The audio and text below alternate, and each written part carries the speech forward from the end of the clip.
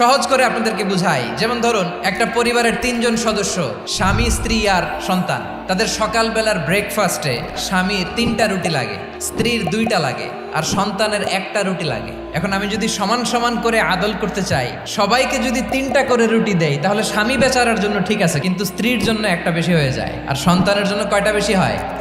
আচ্ছা, 2টা করে যদি সবাই রে দেয় সমান সমান নীতিতে, তাহলে স্ত্রীর জন্য, স্ত্রী বেচারির জন্য ঠিক আছে, কিন্তু স্বামীর কয়টা কম পড়ে? আর সন্তানের বেশি হয়ে যায় কয়টা? আচ্ছা, সমান সমান নীতিতে সবাইকে যদি সকালের নাস্তার জন্য 1টা করে রুটি দেই, সন্তানের জন্য ঠিক আছে, কিন্তু স্ত্রী বেচারির কম পড়ে কয়টা? স্বামীর কম পড়ে কয়টা? 2টা। আর আমি যদি স্বামীকে দেই 3টা, স্ত্রীকে দেই 2টা, আর সন্তানকে দেই 1টা, তাহলে কারো অপচয় হবে না। যেখানে যার যতটুকু দরকার তাকে সেখানে ঠিক ততটুকু দিয়ে দেওয়ার নামই হচ্ছে আদল। আমরা বুঝতে পারলাম আল আদ শব্দের মানে হচ্ছে ইনসাফ বা সুবিচার বা ন্যায় বিচার।